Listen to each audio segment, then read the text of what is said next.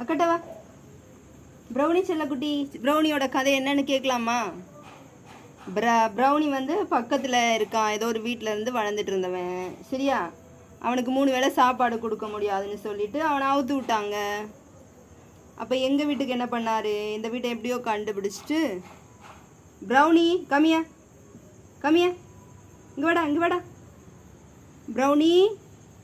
சரி, எப்பவும் போல் இங்கே ஸ்ட்ரீட் டாக்ஸ் அப்பப்போ சாப்பிட்றதுக்கு வருவாங்க, சாப்பிட்டு போயிடுவாங்க.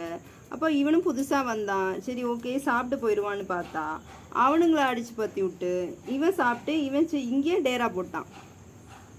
சரி, ஓகே ஒரு நாள் போயிடுவான், 2 நாளாக போயிடுவான்னு பார்த்தா ஆள் சாப்பிட்டு சாப்பிட்டு இங்கேயே டேரா போட்டார். இப்போ இந்த வீட்டோட மனுஷன் ஆயிட்டார், அவரும் வீட்டில் ஒருத்தர் ஆயிட்டார். என்னடா, சரி நம்ம இருக்கிற வரைக்கும் சாப்பாடு வைப்பமே. போயிட்டான் ஊர் சுற்றுறதுக்கு, போயிட்டு வருவான். போனவர் போன வேகத்திலே வந்துட்டார். என்னடா இங்கே வந்து உட்காந்துட்ட?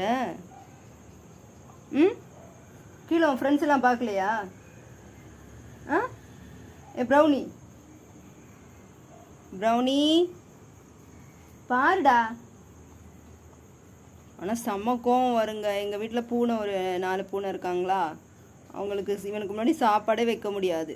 சாப்பாடு வச்சிட்டோன்னு வச்சுக்கோங்க, அவனுங்களை அடித்து பற்றி விட்ருவான், கற்றுன்னு கத்துவான். அதனால் என்ன பண்ணுறதுன்னு தெரில. அதனால் அவனுங்களுக்குள்ளே வச்சு சாப்பாடை வச்சுட்டு தான் இவனுக்கு வெளியில் எடுத்துகிட்டு வந்து வைக்கிறது சாப்பாடு. ஏன்னா அவங்களோட சாப்பாடையும் பிடுங்கி சாப்பிட்ருவான் இவன். ப்ரௌனி கை கொடு, கை கொடுப்பியா மாட்டியா? கை கொடு, குட் பாய், கை கொடு செல்லக்குடி. பார்த்தியா எவ்வளோ அருமையான பிள்ளை. உன்னெல்லாம் எப்படி விடுறதுக்கு மனசு வந்துச்சு? வரும்போது ஒரு கடி கடிச்சிட்டாச்சும் வந்திருக்கலாம்ல. அப்படிலாம் பண்ண மாட்டான், குட் பாய். நன்றி உள்ள ஜீவன்கள், அதான் ஈஸியாக வெளில விட்டுறாங்க. என்னடா, சரி சரி விடு விடு, பார்த்துக்கலாம்.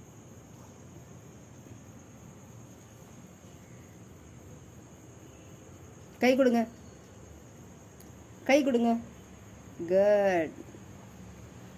சரி, டைம் ஆயிடுச்சு, கொஞ்சம் ஆரம்பிச்சிட்டாரு. சாப்பாடு எடுத்துகிட்டு வரேன் செஞ்சு, ஓகேயா? செல்லம் கொஞ்சம் ஆச்சுன்னா இப்படி தான் பண்ணுவார் இவர்.